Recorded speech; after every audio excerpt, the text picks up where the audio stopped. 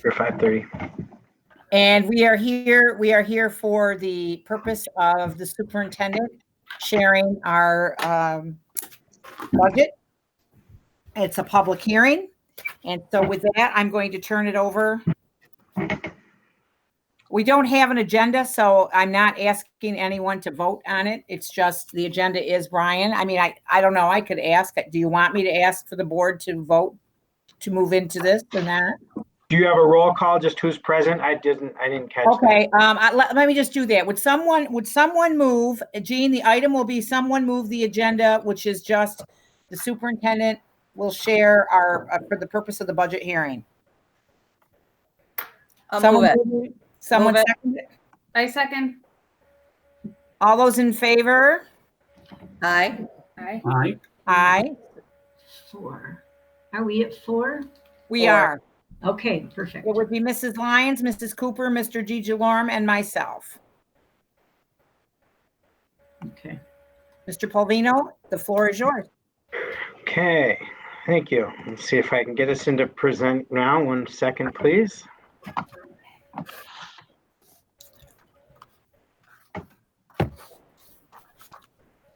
You're presenting to everyone. And slideshow. I'm just going to ask Miss Griffin, can you see the screen with the front slide of the presentation? I can. Okay, thank you. All right, well, good evening. I'd like to welcome everyone here to the public hearing of the Fulton City School District proposed 2020-21 budget. I'd like to thank the Board of Education, Robin Griffin, President, Fallon Cooper, Vice President, Tim Crandall, Clerk, Brenda Abelgore, David Cordone, Nick DiGiorno, and Lynn Lyons for all your support through this very difficult process this year. This is a process that's not only been impacted by normal fiscal constraints, but also made more complex through COVID-19. I'd like to just express, so once again, thank you so much. I'd like to also, just, as we just ended Memorial Day and came in, I'd like to just acknowledge all of our first responders, all of those in essential roles, and every person who is part of our learning community who has just striven for excellence throughout the COVID-19 and throughout our school year. This has been a real challenge, but we've demonstrated Fulton pride each and every day and each and everything that we do. So I just wanted to thank everyone for your energy, your commitment on behalf of every one of our kids in our district. Just as we do things online now, a little bit different. If you do have questions, you can go to our Fulton City School District webpage for the link, or via your own email, clerk@fulton.cnyric.org, or you may call 315-593-5511, our main line, and you can leave a message and we'll return the call. Our goal is we'll respond to all questions through our frequently asked questions and also directly to you. At the center of everything we do is our Fulton City School District vision statement. And this is every decision we make always comes back to, is it helping us to stay on our path? Our vision is to create a learning organization that is the centerpiece of the community, where all are welcomed and held to standards of excellence that foster hope and resilience for the future. Our mission talks about making sure that our school community will empower students to develop the knowledge and skills to become respectful, responsible, productive citizens who are committed to lifelong learning. The 4 guiding principles are especially important each and every year, but they're at the centerpiece of everything we do and really driven by our budget. That we focus on creating a safe, secure, positive learning environment, that we communicate effectively and intentionally throughout the district with all communities, that we will provide quality educational experiences which meet the needs of all learners, every student, providing access to every one of our kids, and that the Fulton City School District shall be fiscally responsible through using sound and efficient practices in all matters. Every decision we make is very methodic. We look through everything, and we'll talk a little bit more about maximizing all of our resources. Our beliefs, I'm not going to read them all, but one that sticks out is all students can learn, and that we have to ensure that it is our responsibility to foster a culture of growth in our school and our community. And the third that I want to draw attention is community support. We are only as strong as our community, and we have one of the strongest communities that have ever been around in supporting our students and our staff and everything that is the Fulton City School District. So thank you to our community. Your support is essential. Coherence is that I have a 5-year plan for our strategic coherence plan. And what does that mean? It means about people working individually and collectively, sharing understanding of what it takes to develop a high achieving school district. It means collective commitment is really what that means. Coming together to make sure we all understand that we're working together, that everyone's ideas are as important as others, and we bring all that energy and all that insight together to strengthen us. It's making sure that we have clear direction in the district. That's what our 5-year plan does. Make sure that we continue to work on, and we can always get better at being collaborative in the things that we do and developing a collaborative culture, that we're constantly deepening our learning and trying to understand the best we can with each new thing that comes in front of us or that's presented to us. COVID-19 is a great example of we've deepened our learning in a lot of different areas, and that we're securing accountability in all of our programs, meaning we're checking to make sure that we're maximizing our resources and that we're getting maximum impacts on our kids. I asked our staff recently, what are some sources of pride? There are some of those base ones. Our 5-year plan, we feel great that we're able to get it rolling this school year. We feel great that we have our community eligibility provision program. We're serving over 13,000 meals per week right now during COVID. Prior to that, we were continuing our high numbers of 30 to 40% increases from when we initially started the program. So truly been a great program for our community. Our capital improvements our projects are on schedule. Our schools continue to be in good standing. We were awarded our early college high school grant in the medical field, which is going to create wonderful new opportunities for our kids and for their futures. Our Oswego County Literacy Initiative is well underway. We continue to have one of the strongest social emotional learning and trauma sensitive districts that have ever been around. When you hear other districts, one of the main things is how do you provide the social emotional behavioral mental health supports? And I will say that when we talk about what we're doing here in Fulton, we should be very proud of those opportunities. And we also have full-time mental health services in all of our schools. I also just recently, what about during COVID? And these are some of the things. I got many responses, but our students, they're working so hard. They're connecting with one another. They're helping each other. They're showing empathy and compassion and being forged into a new generation. Our teachers are living the professional learning questions and being reflective in their own learning and growing. Our aides are stepping up. All of our staff are stepping up. Our parents are staying in touch, working in a new role and keeping positive for their kids. Our administrative is meeting and collaborating constantly, building something from nothing. We went from bricks and mortar to providing remote learning in literally less than a week and reminding each other of what is important. Our district for leading the way and setting example for our community and other districts and our community. Thank you for being Fulton Strong. There's some other pieces here that we identified as pride. I'm not going to read through those, but I would just once again want to draw our attention to the third bullet. Our parents who have had to juggle so many obstacles and frustrations. Thank you. I'm not sure why that's on my screen there. I don't know how to get that off. Alrighty.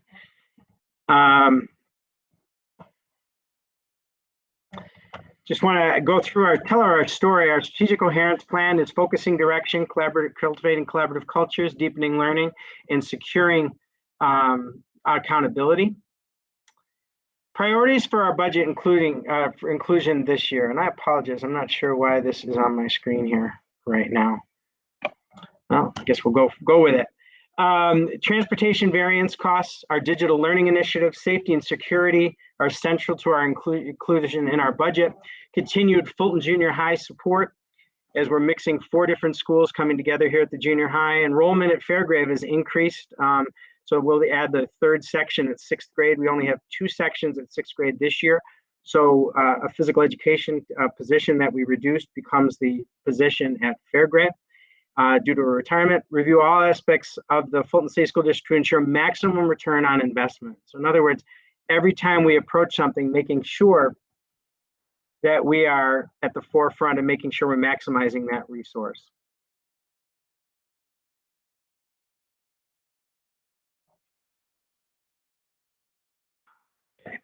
Our social emotional behavioral supports, making sure we continue those. New contractual expenditures and investments, those are our contracts continued implementation of our PTEC per our agreement, and the special education CSE report or support and resources. Also, a big part of what we're trying to do is part of the budget process is maintain a strong instructional program, ensure a cost-effective education, that we have tax rate stability from year to year, that we focus on long-term fiscal health. And this is extremely important as we go through this COVID-19. It's very different when we were in January and where we were in March, April, and now where we are today. So there's COVID-19 at the New York State and federal impacts. We continue to adjust staffing to enrollment. We continue to work within the tax cap, and we adjust existing resources to support current and future needs.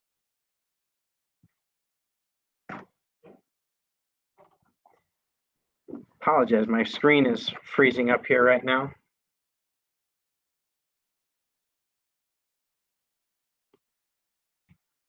There we go. Thank you. Sorry about that. Also focusing on, we're aligning district staffing services and operations with enrollments. We're maintaining our support programs and services and our extra and curricular opportunities for our students. We're addressing high achieving and at-risk students, so all of our kids in the district. This budget allows us to implement student career pathways and readiness.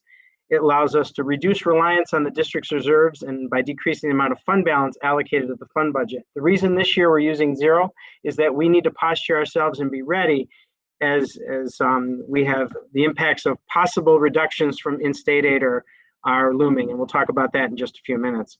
And then we also have our 5-year plan. We have energy performance contracts. We're heading into another one. Will help us maximize our dollars in that area.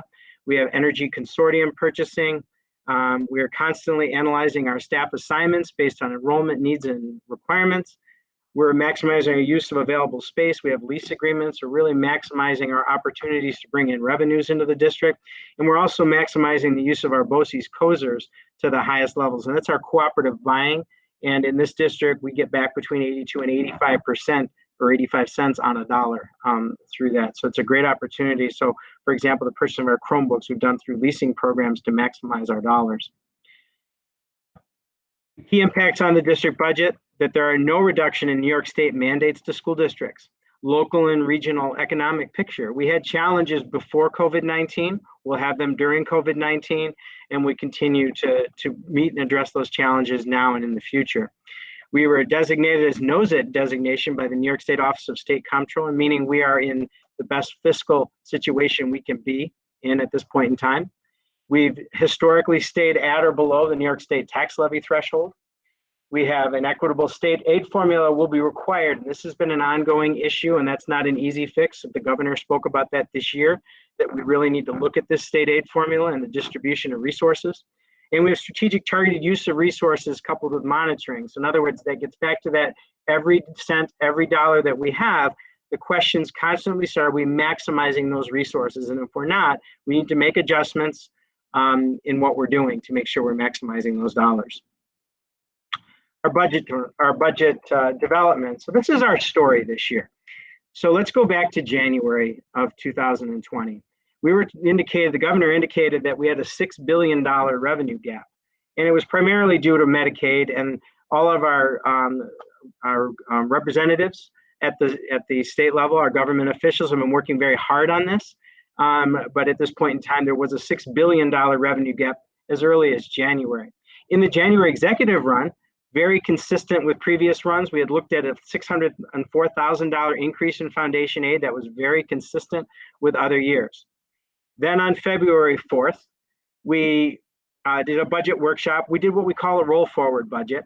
That resulted in about $2.3 million, $2.35 million increase. That's taking everything based on a 3.25 salary increase. It takes hourly increases in hourly wages, increase in minimum wage, all of the contractual expenditures, all of those things are taken into consideration. 1% increase on non-salary and 7% benefits increase. So that's where we started from, trying to keep everything the same. If you're going to roll forward, then we ease back. And then COVID-19 happened. And that happened on March 16th is when we closed. In late March, the governor indicated that we had significant fiscal revenue deficits due to COVID-19 in the $10 to $15 billion range. April 1st. So now on April 1st, we get our budget runs, and that's in line with an online state budget, on-time state budget rather. Our foundation aid came at zero. So you remember back in January, we had a $600,000 increase. That number's been eased back to zero, but there's more to the story. There was also a minus $1,383,183 decrease called the pandemic effect. And then the Federal CARES Act went back in and it replaced the same amount, $1,383,183. The net, $0 or flat funded. So the monies that we had in 1920 were identical to the revenues that we were projecting for 2021. There was also indications from the governor that there was 10 to 20% state aid reductions likely without further federal aid. So let me give you an example. An equivalent to 10% for us would be $4,956,326. As of May 15th, just a few weeks ago, there were no notifications. As of today, there were no new notifications. Legislation indicates 4 review periods, this is at New York State level, that there would be a review at the end of April. We still have not received any feedback with respect to any adjustments as of yet, although at a recent press conference this afternoon, there was discussion around by the end of May or as soon as possible, a lot of focus on the federal aid being needed and 20% reductions being put out there by the governor as of today, but nothing definitive nor in writing as of yet. End of June 2020 is the next read we're supposed to get, then end of December and end of March, meaning this is the first time in many, many, many years that we didn't know exactly going into this budget process how many dollars that we have, meaning we need to posture ourselves so that we are able to address any issues that come throughout the course of the year. This includes not knowing that if we're going to receive our state aid payments in this current school year as well. So we're really budgeting in the present, in the near future, and then down a couple of years. And so right now, the federal legislation is on the floor as of today, and the HEROES Act did pass the House, but it's pending in the Senate. So basically the summary of that page is right now we have very similar state aid that we had last year. It's almost identical to last year. So what have we been doing since then? Since then, we've been working on the following. Once we got those numbers in April, we've been working with that. We made $1,640,000 in decreases and reductions as we came into our May 5th budget workshop. That still left us at $831,000 over budget. The reductions of $1.64 million were as follows. We reduced substitute coverage. We did salary based on estimated actual contractual raises, included breakage. We really tried to tighten everything down. What is breakage? Breakage is when an individual retires, the difference between the retiree's salary and benefits and the salary and benefits of a new employee coming in. And so you take those and you do each one of those positions that way. So it's all those pieces. Our operations and maintenance decreased 4.5%. This did include the fact that we are not going to have to hire summer cleaning assistants. And if you've been in our buildings at the beginning of the year, it's one of the most prideful moments I've ever been around. Our buildings absolutely shine. And it's because there's so much effort, dedication, and pride taken in the work. And this year, because of COVID, we started in March actually working on our cleaning regimen. And then when we got the final notice that we were not going to be opening this school year, we are already in the process of cleaning our buildings like we're opening using our base teams this year. That allows us to save a certain amount of money. We reduced a full-time equivalent, a position, administrative position due to a retirement. We reduced 4 full-time equivalents or 4 positions for instructional coaches. We had 8, there'll be 4 remaining. All 4 of those coaches will be on grants. They will not be on the general fund, so those are grant funded. We reduced a full-time English teacher position through a resignation and a vacancy that was based on enrollments.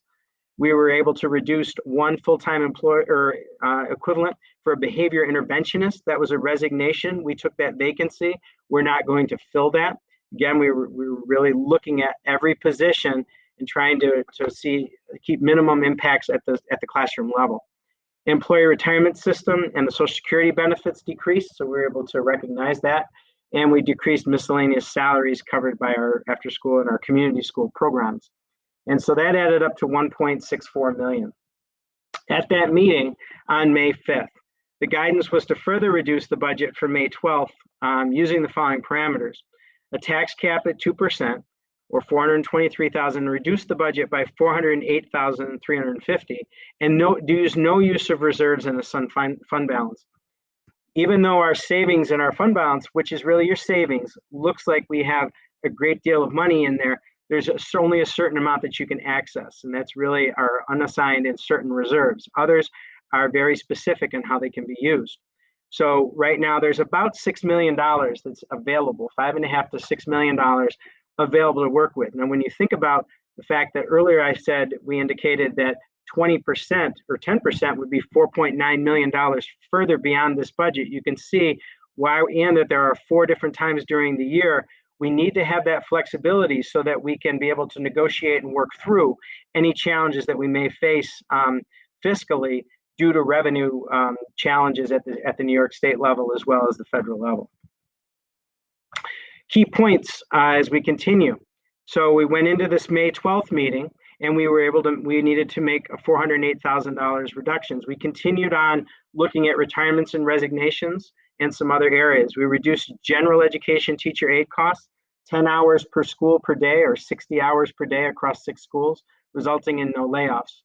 And we reduced half of a technology position based on enrollment. We were able to reduce that by 0.5 or half a position to be able to accommodate the courses that we continue to offer. We reduced 1 music retirement.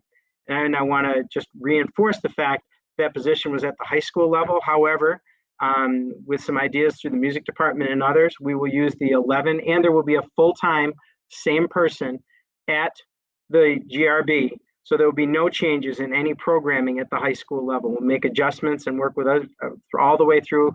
But I believe when you can see, this was actually one of the last positions that we worked with. It was actually one of the last retirements. Our alternative education, reduction in tutoring hours. These are kids that sometimes come through hearings. They may have medical. There may be a variety of reasons why they're in the tutoring program here at the junior high. And so we reduced hours in that area. And we also made some reductions in athletics, specifically around supplies, materials. Ice hockey, we're considering charging multiple schools for student participation. More than half the team, and the team is they did some tremendous growth over the last couple of years, but over half the team are partners with other school districts. So kids that come and play hockey with us because their school districts may not have. So last year was 12 Fulton, 13 external. We also took a really hard look at our participation rates. And you see those teams there, but we were able to reduce some of our modified and JV different teams that we have due to low participation rates. And we do have varsity in those areas as well as some other accommodations that we can make. And then we made some supply reductions at the superintendent's office, business office, and the schools. So I just want to give a summary of where we're at. So in all, we go from a $73,354,000 budget in 1920, our current year, to $73,777,000 projected for 2020-21. That's a $423,000 increase in our spending plan, or a 0.58% increase. It represents $2,048,000 in reductions. It does include a tax levy increase of 2%, no use of fund balance or reserves, and just reminding you that the importance of that is we don't know what our future brings, not only in the next current month, the next 2 months in this current school year, but then we don't know what the next 4 months is going to bring us up through December. And then we obviously don't know March. So there are different checkpoints for the first time where they're going to be checking the revenues at the state level to determine exactly what the revenue streams are looking like and that cash flow. So it's going to be a very important time for us to have that flexibility to be able to best make decisions that serve the interest of our kids and our community. So it's a very important that we're leveraging ourselves to be ready for anything that comes at us to the best of our ability. It maintains curriculum programming. There's no reduction in credit-bearing courses. It maintains social emotional student supports. It supports our 5-year strategic coherence plan. There are no layoffs. However, there are a reduction of 8.5 full-time equivalents or positions. Further reductions will result in layoffs and impact programs. So that's where we're at right now, knowing what we know as of May 26th, the year 2020. Key points just last week, about a week and a half ago, the comptroller's office talked about a 14% deficit in revenues in New York State. I saw something earlier today is a little bit higher than that. There's a projected $61.8 billion revenue deficit over the next 3 to 4 years. If the federal stimulus is not received, schools will experience reduction in state aid. He was very clear with that today, and when the governor spoke, and really reinforcing the importance. And we've been also working with our elected officials as well to try to make it clear about what the impacts would be. Our budget, just to give you an idea, is dependent on 68% of its budget is from New York State aid. If the federal stimulus legislation is not passed, the governor has indicated that schools will experience additional revenue reductions, which I reported, and the aforementioned are equivalent to 3.5 to 7. That's if they look at our foundation aid. If they look at all of our aid, which is just about 50 million, it actually 10% would be 5 million and 20% would be $10 million. It's highly anticipated there will be further reductions. We just don't have an idea because we don't know exactly if or when there'll be any federal changes in the funding coming in New York State. This is just another way to look at this for you. You can see it on there. The state aid comes out to 50,289,172. That's some adjustments around capital, other state aid lines that adjust the BOCES line, things like that. So that's why you see that little bit of an adjustment. But our foundation aid is identical. Tax levy, no designated fund balance, no reserves, and it comes out to, and then our other revenues are our pilots, Medicaid, all those kinds of things. And then total revenues is 73,777,000. What you're seeing on this page is actually what you'll see in your budget newsletter, which will be coming within a week or so. And this is one of those notices that's there. It outlines our current budget, the proposed budget next to that, and you can see the 0.58% on the increase. And it also talks about our contingency budget. And I want to just identify and talk a little bit about the contingency. In the event that the budget's not approved, the Board of Ed has accepted my recommendation to move to contingency budget. The reasoning is the entire process, including absentee ballots, all of it from A to Z, has to be done, would have to be completed by June 16th. The vote is on the 9th. We can't even start counting until after 5 p.m. And we will be distributing 6,500, give or take a few, absentee ballots by the end of this week. So somewhere either tomorrow or Thursday, and we'd have to replicate that whole process again. If we got done on early hours on the 10th, announced, and if we had to do that, we would literally have to turn it around in less than a day, and the mailings wouldn't even get out. So the decision was made to go with a contingency budget. You could see it there on the right. We run lean. As you can see, some districts may see a significant difference between your adopted, your proposed, and your contingency. You see on ours is it's not a lot. We run lean. We try to be very fiscally responsible. Three-part budget really breaks it into a program, which is in all of your instructional components, your capital, which is all your facilities, your administrative. We'll break this out for you a little bit more.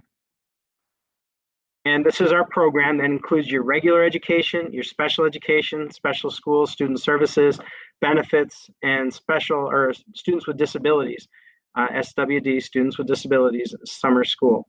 And that's, as you can see, in each of those areas, we've actually come down a little bit in regular ed. We've gone up a bit in special education. Our special school gone up a little bit. Our student services has gone up a little bit, and our benefits have gone up as well. So you can see we're a people-driven organization. The capital improvement is all of your operations, your maintenance, your debt service, benefits, transfers, things like that. Transfer to capital is not this year. We didn't do a capital outlay project. So like we did at Fairgrade this year. Good news, all the playground equipment came in today on the truck. So that's last year's that's the current year capital outlay project. But as you can see, each of the areas that's come down overall. And our administrative component, relatively flat, is stayed pretty much the same. as well. So you'll see about up in there as well. So you can see that central administration, supervision, curriculum. That's all of our administrative types of costs. Those of you that do better with, and as I do, with pie graph, you can see that 75.7% of our program goes to program. It's instruction. It's right there. 10.3% admin, administrative, and 14% in our capital and debt. If you look at the percentages, as I had talked a little bit earlier, 68.2% is state aid, 29%, 29.3% of our funding comes through the tax levy, and 2.5% other, and that's our pilots and Medicaid and such. This is one of the most intriguing slides, I think, that really shows that Fulton is not only do we try to focus and do the best we can for every one of our kids each and every day, and based on what I see, we run a wide range of programs and supports. We are a high need district. We are a low wealth district. But what this is a slide that's actually on the state report card. If you went to Fulton, you could actually see there's a fiscal accountability slide there. And this is the information on that slide. In general education, for us, it's $10,347. In similar districts, so other small cities, similar demographics to us, and the state determines those schools, they're $12,125, and all New York State schools, bringing us all together, is $13,370. In the special education realm, same thing. Fulton is $25,789. Similars are $32,531 and $32,280 for all students in the state of New York. So again, it's that we're doing what we need to do. We're starting to see those gains, but what it shows is that we're trying to and this, if you look at our report cards over the last number of years, going back, I think go back to 2010 or 11 on there, you'll actually see that this is very consistent each year. This profile is very similar. Fulton always seems to come a little bit lower, but I also think that we're maximizing our dollars as well. So essentially, it's indicating that we spend less per pupil than our counterparts, but I think we do a better job, but I'm biased. How does this budget support learning? We continue our safety and security. We're adjusting all the cameras in all the schools. We're working on a lot of things through our capital and project, a lot of different things. It aligns with our 5-year plan, with our coherence plan. It supports Common Core learning standards, district curricula, student career readiness, and focus areas. It supports new generation learning standards work. It supports our 3 district initiatives, systems that support student learning, systems that support student behavior, and systems that support community engagement, very much in alignment with our 5-year plan. It provides coordination of student instruction programs and services. This budget maximizes the use of district resources to provide the needs for all students. It's getting tighter. I'm not going to say that it's not. We're getting it tight, but we're positioning ourselves in case we were ready and able to address whatever state aid revenue impacts that we're going to be experiencing right up front, so we can plan and make sure that we keep our kids' programs as strong as possible. Provides visioning and planning to prepare students for post-high school's pursuits, and obviously it meets all of the Commissioner's Part 100 and Part 200 regulations, which are required by law. What else does it do? It allows us to have instructional materials, textbooks, supplies. It supports our digital learning initiative, which has been extremely helpful during COVID-19. It supports technology integration for instruction and learning. It's providing preparation for all the assessments, data inquiry, and STEM and project-based learning initiatives. In fact, we're able to incorporate, readjust, repurpose, and we'll be expanding. You heard our medical field program, but also our drones, licensure certification programs as well. So there's a lot of good things going on. We still need to prepare our kids for an ever-evolving world, a world that we don't know what's going to look like in 1 year, 5 year, 10 years, and we're preparing all of our kids for that world. So what are the voter propositions this year? The first proposition that you'll be voting on this year, and you'll be doing this through absentee ballots, shall the Fulton City School District Board of Education be authorized to expend the sum of $73,777,000 for the 2020-21 general fund appropriations and to levy the necessary tax therefore. The second item that you'll be voting on is shall the bond resolution adopted by the Board of Education authorizing the purchase of 2 passenger vans for school transportation, including related furnishings and equipment incidental thereto, at a total estimated cost not to exceed $73,000, and the payment of the cost of the project by the levy of tax upon all taxable real property of the district in the amount of 73,000, which tax shall be levied and collected in annual installments in such years and in such amounts as may be determined by the Board of Education, and if necessary, in anticipation of such tax, the issuance of bonds and bond anticipation notes in the principal amount not to exceed 73,000, and the levy of a tax to pay the interest on said obligations be approved. Just so you know, we have a schedule. We look at all of our vans. There's a schedule each year that we're looking at it from the moment they're purchased. We have them on a schedule. We monitor their wear, their tear, mileage, all of those different things, and that's where the recommendation is based on. Board of Education elections this year. We have 3 Board of Education seats up for election. They are 3-year terms, each one. Listed below are the candidates seeking election: Brenda Abelgore, David Cordone, Robin Griffin, Kayla Kimball, and Dennis Merlino.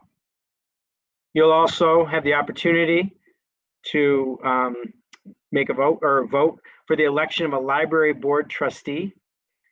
This year they have 1, and that person running on the ballot is Dennis Merlino. And finally, the budget vote and school board election, which is very unique this year, happens on June 9th, 2020. Everyone must vote by absentee ballot. If you don't receive a ballot, there's information on our website. You can contact our clerk, who is Jean Perry, at the information, as you can see here, at 315-593-5511. They will be mailed to all to all qualified voters in the district. You heard me earlier reference just about 6,500 ballots will be mailed, and they'll have a postmarked envelope, self-addressed stamp envelope inside. You return that in that, so everything is there for you. Completed ballots must be received by the district clerk by 5 p.m. on June 2020. We will have a drop box out on our ramp out here, here at the Fulton Junior High as well. So you'll have till 5 p.m. on June 9th. So it's not just postmarked, they actually have to be in our receipt. Finally, if you require additional information, you have questions, please feel free to reach out to us. My number is there, as well as Kathy Nichols, our business administrator. Betsy Connors, our executive director of instruction and assessment, her number is there as well.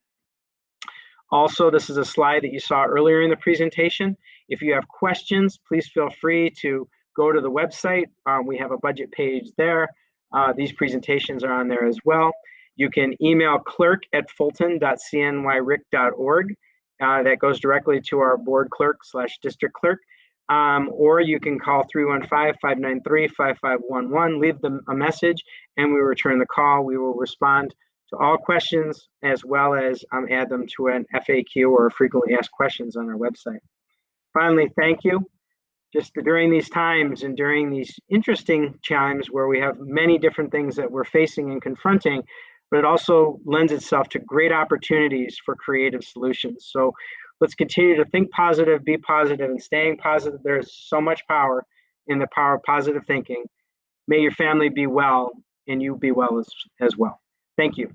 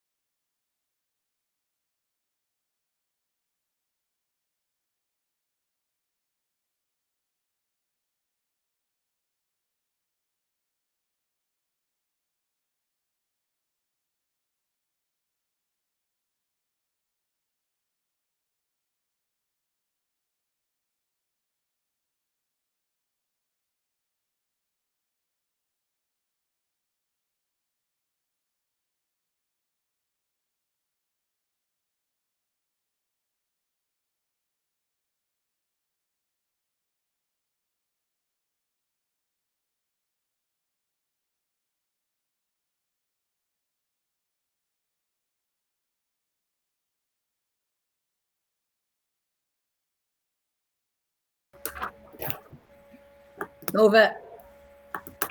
Second. Item 1.02, we have it moved, and is there a second? Second. Discussion? All those in favor? I'm a yes, Mrs. Perry? I'll make sure I'm on. Mrs. Alvagore, Yes. Mr. Crandall, Yes. Mrs. Cooper, Yes. Mr. Cordone, Yes. Mr. DeJalorme, Yes. Mrs. Lyons. Yes.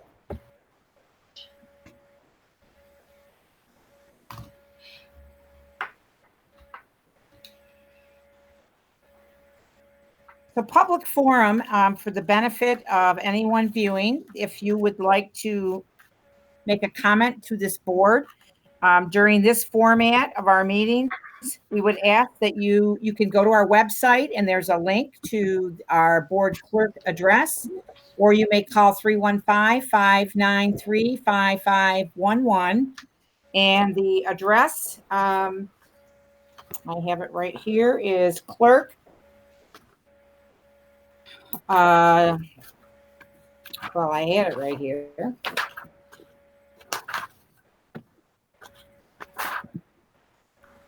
Write it down every meeting. Mrs. Perry, it's clerk at Cineric dot Clerk at Fulton clerk at Fulton dot CNYRIC.org. .org. Thank you. Thank you for your assistance. And we will respond to any questions. You may leave messages, and we will respond as soon as possible to your questions. Would someone please move item 1.04? Move it. Second. Discussion? All those in favor? Aye. Aye. Opposed? Well, I did it wrong. I want to be at a regular meeting, I guess. I'm a yes, Mrs. Perry. Okay. Mrs. Alvagore, Yes. Mr. Crandall, Yes. Mrs. Cooper, Yes. Mr. Cordone, Yes. Mr. DeJalorme, Yes. Mrs. Lyons. Yes.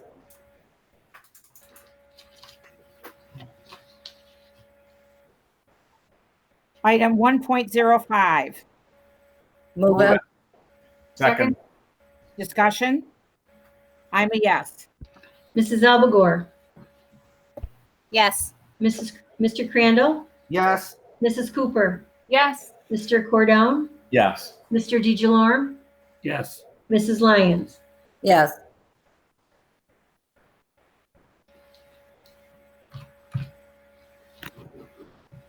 Are there any questions with regard to upcoming meetings on the president's report?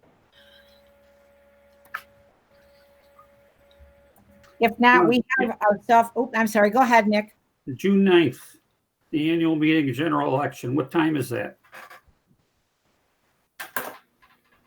6:30. So it's not earlier than a regular meeting?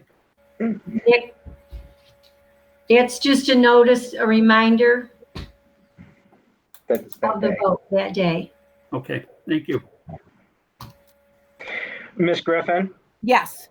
we may want to look at, normally on the next day, what we've got to do in the law book is that we're supposed to, within 24 hours, ratify the vote. We may want to get a June 10th meeting on the docket.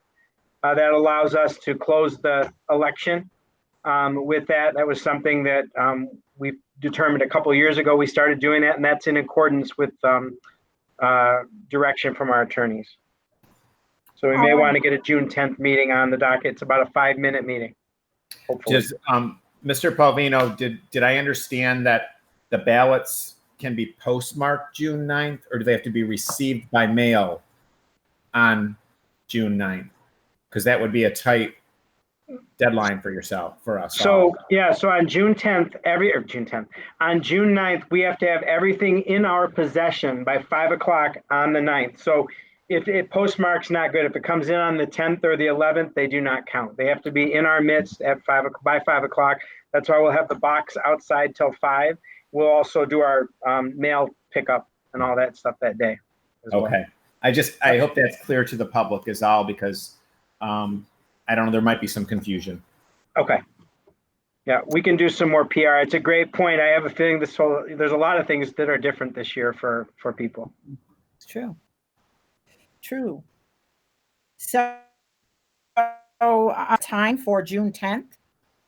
Do you want to keep it at the normal 6:30? Yes.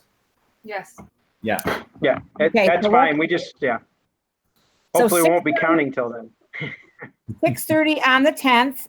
And if there's a problem that we don't have it, then we shall notify everyone and we'll reschedule accordingly. Yep. That okay, everybody? All right. Yep. And the board, we are due to do our board self-evaluation.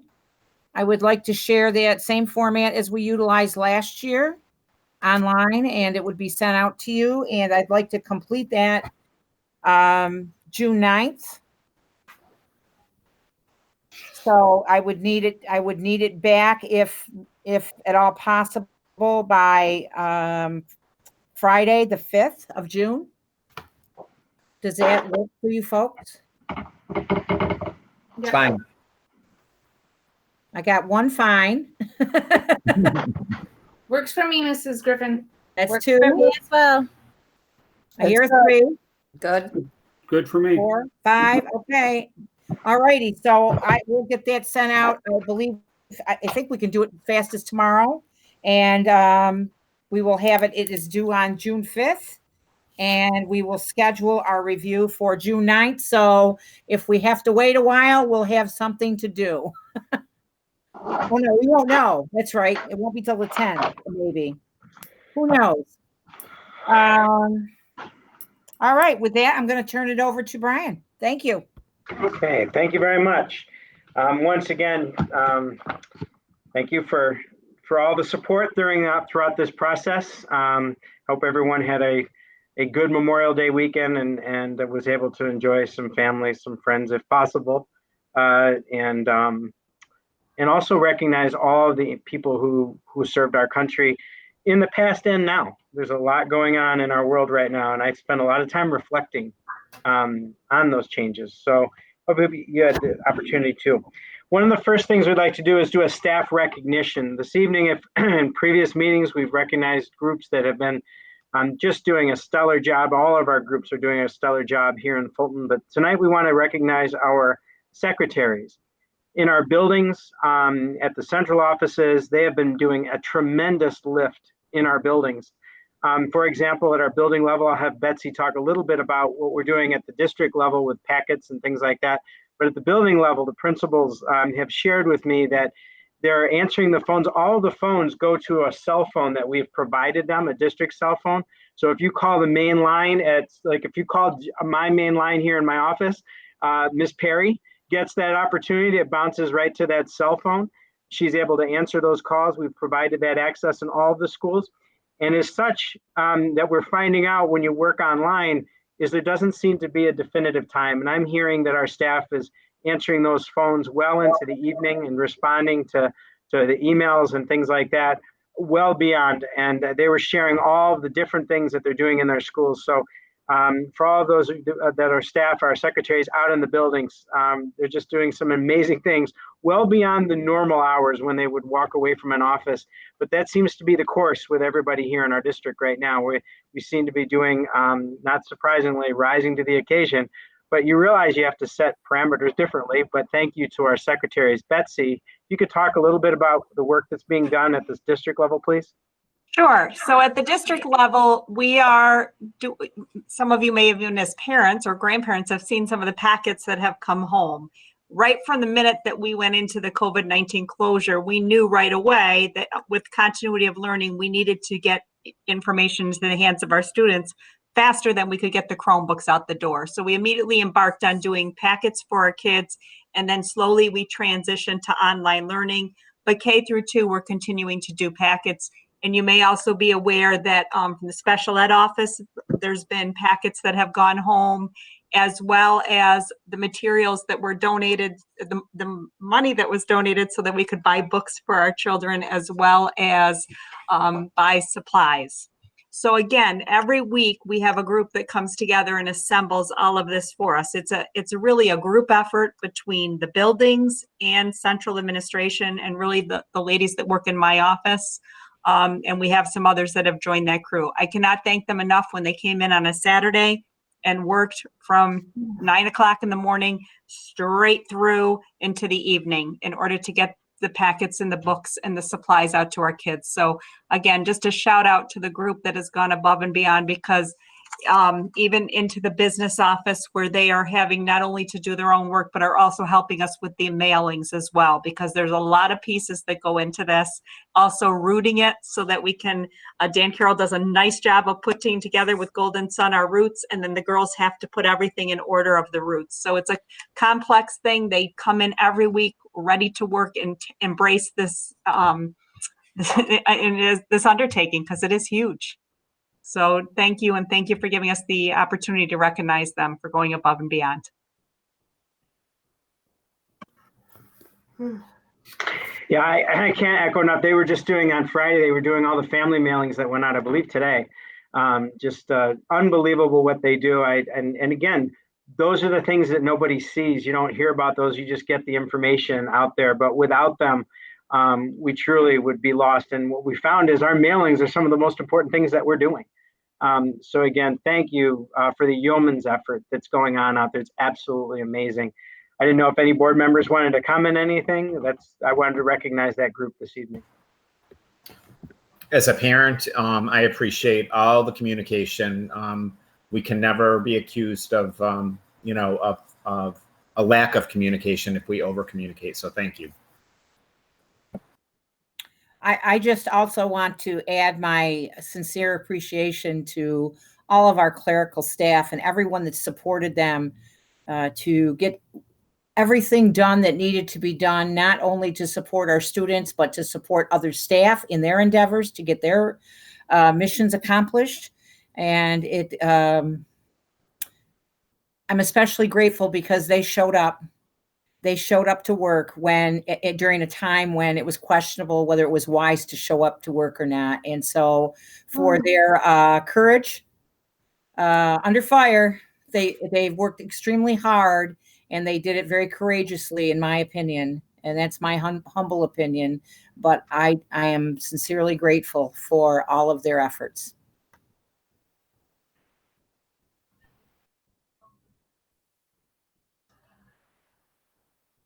Okay, thank you very much.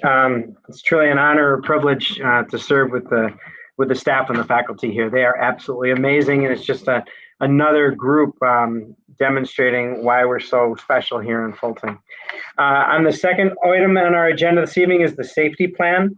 The only change in this year's plan versus last year's plan is on, I believe, what was page 11 when I pulled it up on my screen, as I believe we added a pandemic area. Let me just make sure if it's the same as it was on the pages that I was looking at. I can pull it up on the screen. Let me pull it up for y'all.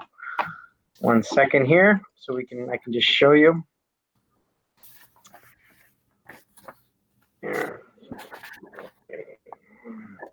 Here. And the only place, I'm not sure if it's showing up on yours, but on the safety plan, there's no changes. The safety committee has gone through it on page 11. I think it's 11. Let me make sure it matches. Right here it is. And the area on my page is page 11, pandemic threats to prevent the transmission of all respiratory infections. So we had to add that to our plan. So it's now referenced. That's the only addition. Also, this evening, you have a copy of the pandemic plan. You'll see that what has to happen is after tonight, this really begins the process. We have to post the document for 30 days. There will be a public hearing, which will either schedule June 9th or the 23rd. I'm probably leaning toward the 23rd because there's just a few things going on the 9th with our Board of Election and budget vote that evening, as well as our board meeting. So we'll probably do it on the 23rd. To be within the 30 days. They'll also be available for public comment. So, and then we'll do a board ratification. We had talked about, Ms. Griffin, doing this where our goal was to have it in place so it could be placed on our reorg meeting in July. I'm sorry, Brian. I'm not posting the 30-day comment period. Whoop, I couldn't hear you, Fallon. I'm sorry. No, that's okay. I missed when we were going to post it online for the 30-day comment period. So starting tomorrow, I wanted to present to the board tonight. It'll go up tomorrow. Perfect. So I will be in contact. Miss Perry and I will be in contact with Mr. Lisi tomorrow, and we'll post the tomorrow. And the 23rd, I'm not counting the days. Is that 30 days? Well, we at 30 days. It's actually just inside the 30th day. That should be the 27th day because today's Okay. the 26th, right? Yep. So it'll be inside the 30 days. And then what would happen is we would bring it back. It just has to be in effect actually by September. So we're actually ahead of the game. We wanted it in place.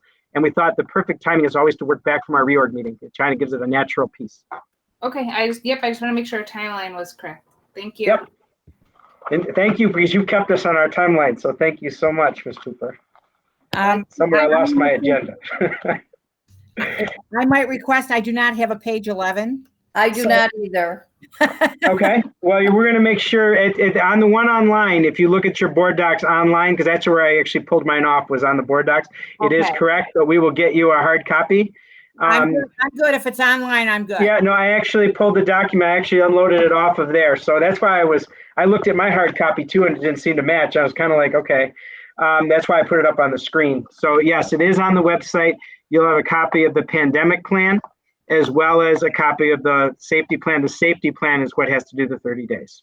So- Brian, my copy, there's actually several pages that are missing. I don't have 11 or 14, 15. Yeah.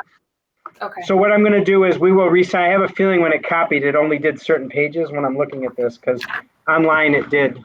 Sure. Yep. Okay. So we will make sure. But yes, the one online should be accurate if that's where I got mine. Okay. Thank you.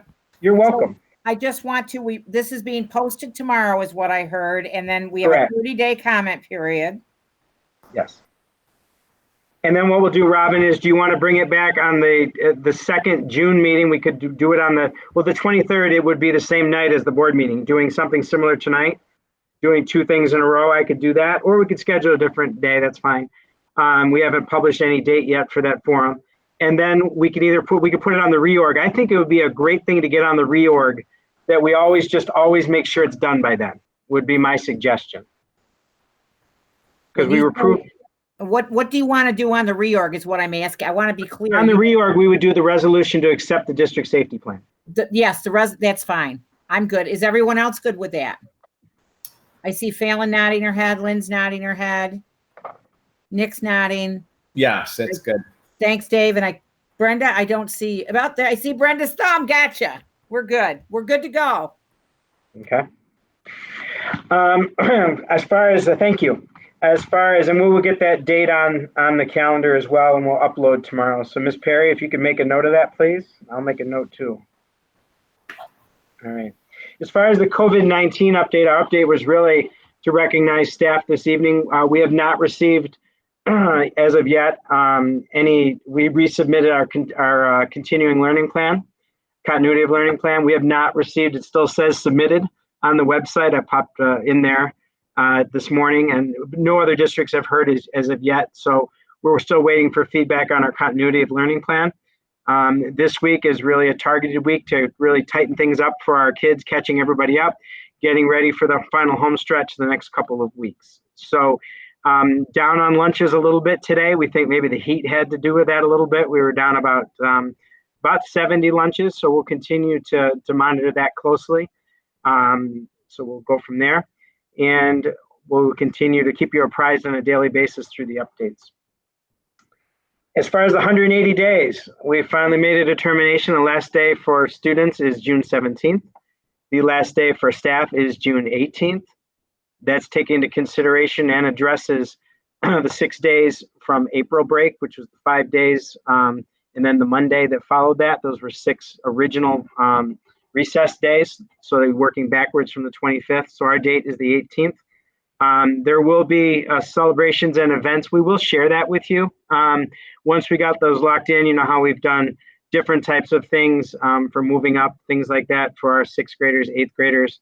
and such. And then we are still working on, there's a graduation committee tomorrow evening as well.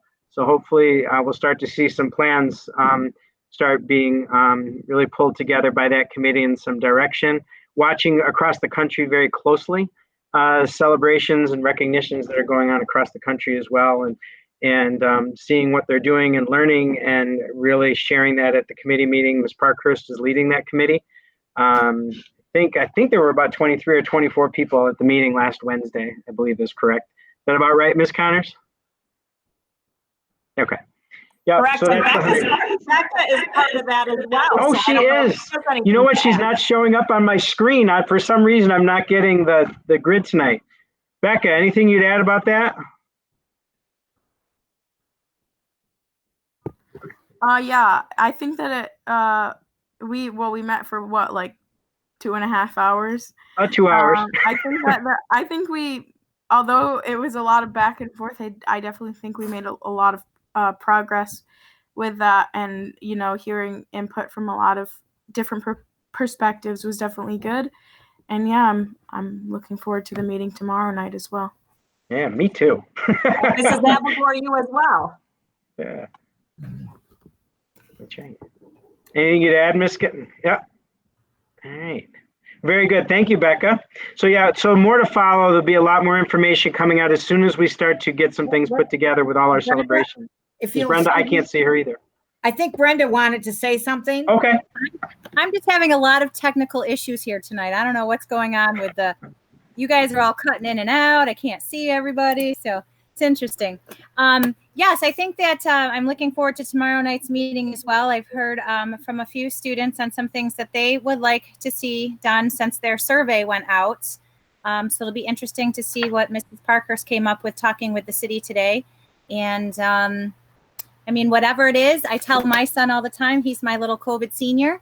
And these seniors, this is just a little chapter in their history book. And whatever we make of this, it's going to all work out and be perfect.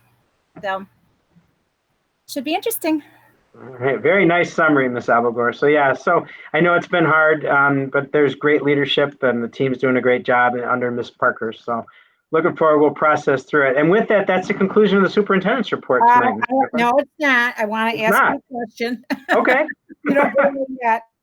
What I would like to know is when are we going to start posting the notice about the last day for students? And are we going to do a major campaign to make sure everybody, because the question is being asked. So it's in today's mailing that went out to it'll be on our website. I want to, it's went out in the mailing today. Okay. Ms. Connors, did it get mailed today or Friday? I know it was stuffed on Friday. Today. It's in the newsletter today, the 180-day calendar. All so right. It should be in people's houses tomorrow, I would expect. That's tomorrow. Good. People are getting antsy now about the timeline, so that's perfect. Perfect. Yeah. What's interesting, we're very consistent. It's always been either the day before or the day after Memorial Day, so that's very traditional here. So, but I know people are getting antsy, and it's a week shorter. So, yeah. So we finally got some guidance and direction. So that, I believe, is the conclusion. All right. We'll make sure it's on the website. Thank you. Would someone move item 4.01? Move it. Second. Discussion? Mrs. Perry, I'm a yes. Mrs. Albagore, Yes. Mr. Crandall, Yes. Mrs. Cooper, Yes. Mr. Cordone,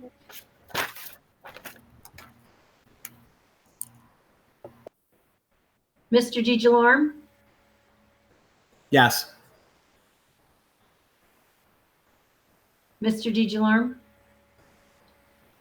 and Mrs. Lyons. I don't know if I got a voicemail, but I got an email from you. Yes. Yep. You're good. Nick, you're good? Yeah.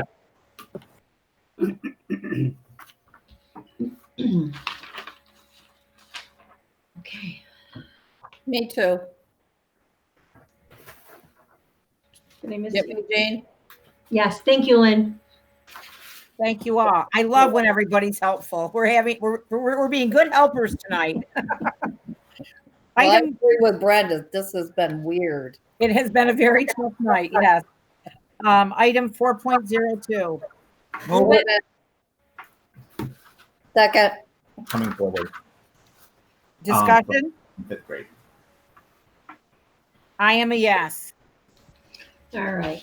Mrs. Albagore, Yes. Mr. Crandall, Yes. Mrs. Cooper, Yes. Mr. Cordone, Yes. Mr. Okay. DeGiorno, Sounds good. Mrs. Lyons. Yes. Wait, I just had a question, Gene. Are these people counting votes? Yes, Are they willing to stay as long as it takes to get them counted? they are. Okay, because I can remember a time when they wouldn't. You're correct on that point. Thank you. That was Fine, the yes. beginning of my conversation with each one.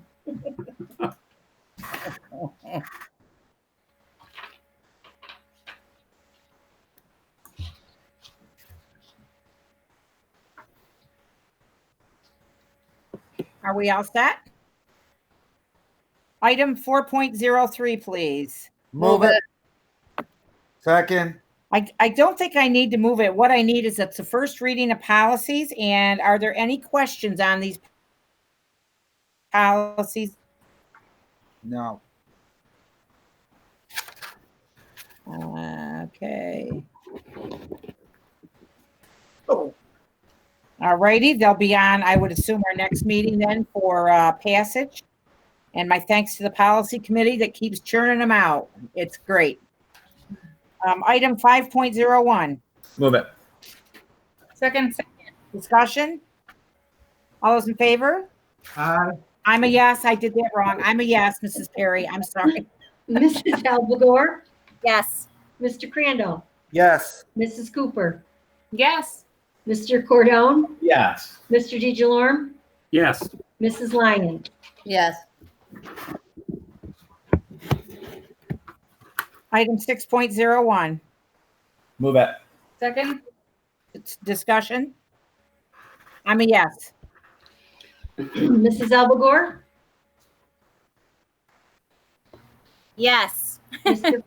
Mr. Crandall, Yes. Mrs. Cooper, Yes. Mr. Cordone, Yes. Mr. DeGiorno, Yes. Mrs. Lyons. Yes.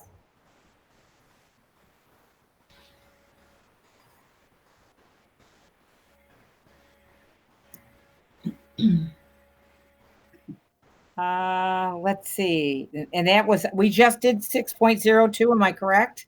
No, one. 1. 01, 6.02, please. Move it. Second. Discussion? I'm a yes. Mrs. Albagore, Yes. Mr. Crandall, Yes. Mrs. Cooper, Yes.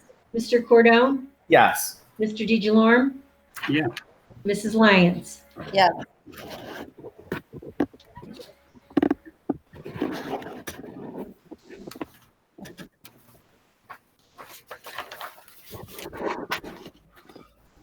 Oh, board forum. Mr. DeGiorno, would you like to start? Sure. Brian, I think that's great that you're recognizing various people at each meeting because they have done an outstanding job. I just had a question about the people handing out food. Are those volunteers or do we pay them? So the food service, obviously all the food service are paid. The aides that are working, if you remember back when this thing started, when the COVID started, the aides are also paid and they have been coming in. Okay. So everybody is receiving compensation. And I always forget the drivers are driving everything to the sites as well, for our driver fleet as well. And then Golden Sun's also been helping out as well. I haven't heard one complaint through this whole thing. So obviously somebody's doing something right. So far. Thank you.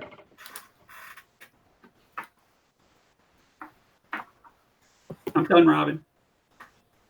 Becca. I just wanted to say I'm thoroughly impressed still with the work that I'm seeing teachers put in to change their curriculum to online, as well as classes. I know when Regents were originally canceled, a lot of students were expecting, that their classwork might change. And I'm not in Regents classes, so I don't know how those are going specifically. But I know we finished our AP tests this past week, which online AP test was very interesting. And even those teachers, even though technically their class could be considered done because we took our final test today and the next and multiple times in the future for I'm in AP Bio, Mr. Mainville has had us have Google Meets with former students who are now in college and in grad programs in biology because it's AP Bio, and we got to have discussions with them, and they got to talk about their experiences studying biology in college. So I just still teachers are really going above and beyond and working really hard to provide different resources for their students. So that's all.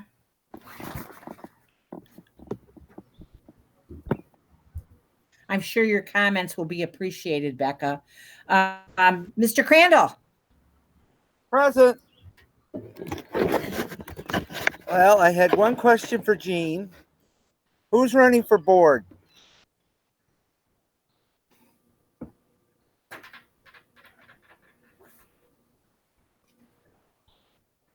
Jean? Say that one more time, Tim. Who's running for the board? So Mrs. Albagore, Mrs. Griffin, Mr. Cordone, Mr. Merlino, and Mrs. Kimball. Okay. And everyone's doing a great job, I think. I mean, how do we know? I haven't heard no complaints, so we must be. And I think Dave's breaking the law because he don't look like he needs a haircut. You can see I do. I'm skilled. Ah, that's it. And that's it. Thank you. Mr. Cordone. Thank you to everyone and all they're doing during the closure. Again, I know we've said that every meeting and we can't say it enough. I'm wondering, and if I missed it, let me know.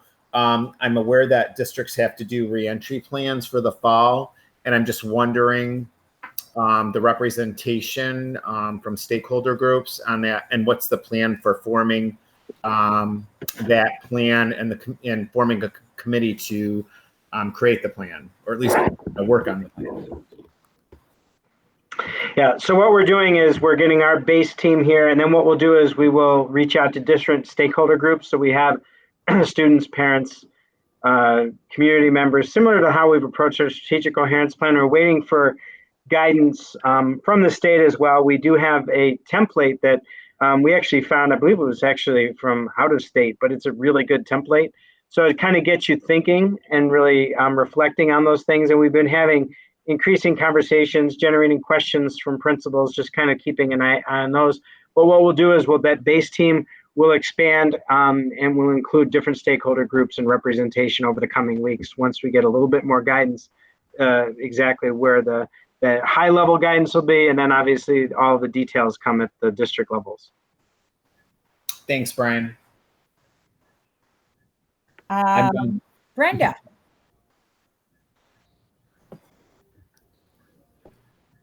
All right, I'm having trouble with this computer tonight. I don't know why.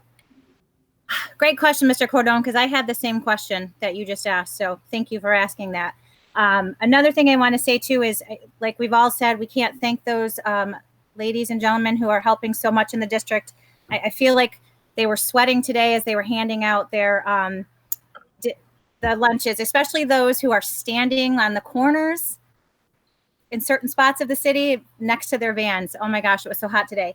My question is, the boxes of fruits and vegetables that are going out, I know we talked about that a little bit at the last meeting.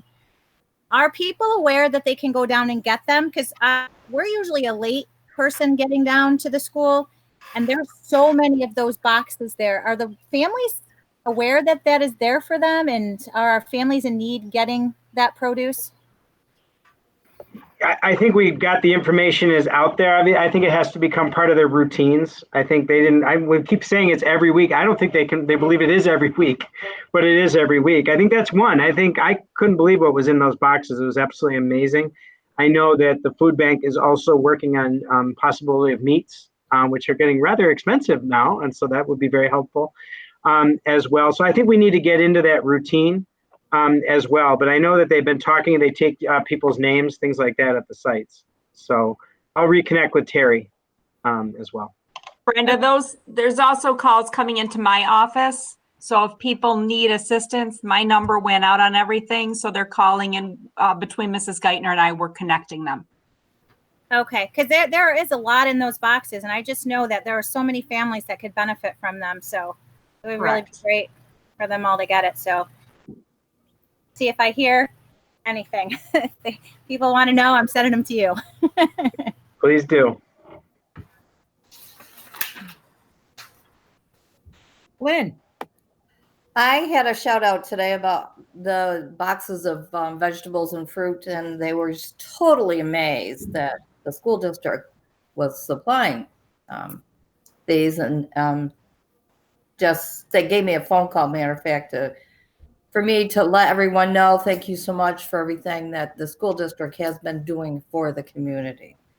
So I want y'all to know that what you're doing is very, very good, and people are very happy with going above and beyond. So thank you. Mrs.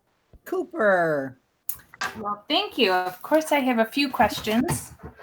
I also wanted to say a special thanks to our clerical staff and those that are in the buildings every day. I know that we have the perception that our administrators run the buildings, and we all know that we do not. Mrs. Perry, she runs that school. I did have a quick question about Chromebooks. I know that we're starting to get information sent out to families about coming to pick up students' belongings. I haven't seen anything yet go out about dropping off Chromebooks.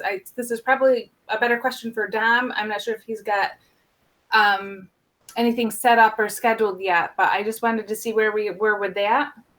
It actually was on the Facebook page today. Oh, I was outside. I missed it. I'm sorry. Go ahead, Betsy. Sorry. No, go ahead, Brenda. I want you to share. Tell us what you learned today. Well, I learned that our seniors will need to be dropping them off, but our students who will be returning to the Fulton City School District may hold on to them until future information is sent out. And if you're a student moving out of the district, you too need to return them back to the district. But I'm not sure if there were actual dates in that bullet I saw today. Did you guys put out dates yet? Today was the general information, and we'll be following up with the actual dates of drop off. But I'm glad that we got it out there. We've been talking about it because we were deciding what avenue was the best one to take. But Becca, you've got to return yours. Does that apply for? I know Mr. Mainville brought up today. He wasn't aware of how he was getting his textbooks back as well. He said that he assumed that the underclassmen would just return theirs when school was back in session, but for seniors to return textbooks, would that be all at the same time as Chromebooks? I can promise you, with the great communicator that Mrs. Parkhurst is, that you will be receiving clear directions on dropping off Chromebooks, anyone that has a laptop, and those textbooks. So stay tuned. It will be coming. Okay, good to know. Okay, I'm not done yet. Mr. Polvino, I didn't know if maybe we wanted to get information talking about the absentee ballots. Maybe, encourage people to have them mailed by maybe June 5th, that Friday, or, whenever you seem appropriate. But I think that would be something to go out as well. I agree with Mr. Cordone how it's a little wonky whether people know if to mail them by June 9th or they have to be in. So I just wanted to throw that out there. And then also I wanted to give a shout out to Wellness Week. We didn't really discuss it at all tonight, and I'm hearing a lot back from families that are really encouraged and really liking Wellness Week and all that it has to offer. So thank you for that. And that's it for me.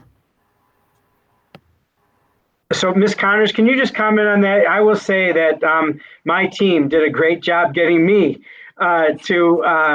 I challenged, normally I don't push back as much as I did, and my team came with this plan and this idea. So I'm going to take very little credit, and I'm going to say my team did a great job. Ms. Connors, anything you'd like to add to that? I want to say that our principals and our teachers have done an amazing job with this week. I want to give them extra gold star. We recognized K through 12 that our students have not really had a break, a pause in their direct instruction since February. And we were feeling the tension from parents and from students. So we really spent this week, Mrs. Griffin, you'll be thrilled to know, focusing on social emotional learning. And so I even had someone talking to me this morning about their student doing yoga and their meditation this morning. And we really realized that we needed to approach things a little differently this week. We're focusing on those special areas. Becca, remember you talked to us about the special areas? Remember you brought me that concern? We listened, okay? We heard you. So all the kids out there, applaud Becca. So, but we listened to what, we heard from our parents and from our students that we needed to have a week that was a little different. And with the heat this week could not be more perfect for us to have this week. So I want to be clear that our continuity of learning plan is continuing. We're still learning, but we're doing things a little bit differently this week because our kids and our parents were telling us they needed something a little different. So, and I think it's re-engaging kids. Thank you, Ms. Connors. I know it was a great question, Ms. Cooper. I should have put that on the COVID-19 part. So thank you. Yeah, the team did great. When they brought it forward, one of the things that's hard is adjusting routines. It seems like we've had a lot of adjustment, but this was the right thing to do.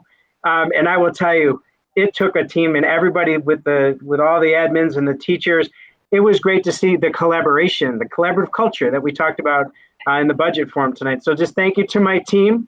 It was a great job, and I think because of all the questioning, we went back and forth, we ended up with something that's really good for kids and families.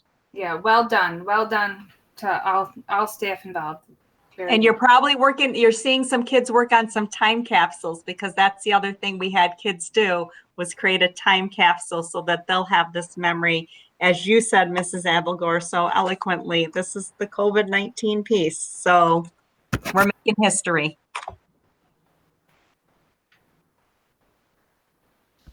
All set, Mrs. Cooper? I'm done. Mrs. Griffin, can I add one more thing? Yeah, sure. Okay, so this is just to compliment our phys ed staff as well. And I know that this is not pertaining to Wellness Week, but when I was able to take my lunchtime walk with my dog and walk her around the block, all of the children must have the same distance learning activity to do, because no matter where I went around the block, they were all dribbling basketballs between their legs and shooting much the same way. So I just want to say that our kids, our students deserve, a lot of credit as well. Not only our staff, because, for what they're providing, but the staff should know that our students consistently have engaged, from what I can tell, at least in my neighborhood, in the activities that have been put forth to them to keep them well and active. And I appreciate that. That's all. Thanks. Thanks, Dave. Mrs. Griffin, I have one more question for Mr. Palvino too, because Mr. Cordone got my mind going. You were going to talk with the mayor and kind of discuss about opening of the track again. And I asked that because I've gotten several phone calls in the last week. And when we go out for our daily runs, we see that there are a lot of people down on the track. Is this something that we as community can start taking advantage of again? So when Mayor Michaels and I spoke the other day, we want to be consistent with one another, because so what we've done is at the end of phase one, which is it this Friday? It seems like it's hard to believe it's been 2 weeks, but we were going to reconnect this week to see where they were at as well. We have opened the gate at each end because we had families that couldn't get across from the junior high side that were actually coming to the nutrition program. So it's probably why you've seen some more people down there. We haven't officially opened it. I was going to be consistent with her, but she and I will be talking later this week as a follow-up to our discussion after your inquiry. It's a great inquiry, and it seems like everything's starting to open up. We just want to be consistent with one another. Thank you. You're welcome. Okay, well, I want to thank everybody for what they had to share tonight. I don't have a lot, except that it was very nice. These last couple of days, what I've noticed is I'm hearing children's voices. It must be part of this Wellness Week, because it's been so quiet, and it's nice to hear the voices of children engaged in activities outside. And of course, the weather was certainly conducive for it. So kudos to great planning. And I don't know if it, how it worked out that the weather's so fine and perfect for it, but isn't that awesome? Because often here it doesn't line up. Things don't line up like that for us, but here we are, it has. So I have nothing else. Oh, Becca, I'm young at heart. I'm not young, but I'm young at heart, and kudos to you and the job that you've done. And you have really added a lot to this board, and I appreciate that. And so as long as it's been brought up tonight how well you're representing your peers, I just want to toss that out there, that you not only represent your peers well, but you give us things to pause and think about. So thank you. Thank you. All right. Item number 7.02. Move it. Second. Any discussion? And I am a yes, Mrs. Perry. Okay. Yeah. Yes. Okay, Mrs. Alvagore, Yes. Mr. Crandall, Yes. Mrs. Cooper, Yes. Mr. Cordone, Yes. Mr. DeJarm, Yes. Mrs. Lyons. Yes. Very good.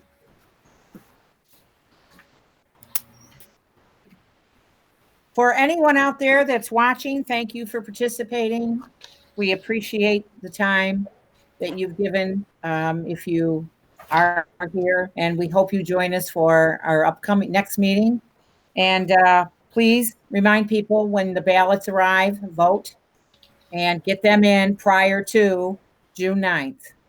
Thank you very much, and we look forward to seeing you at our next meeting.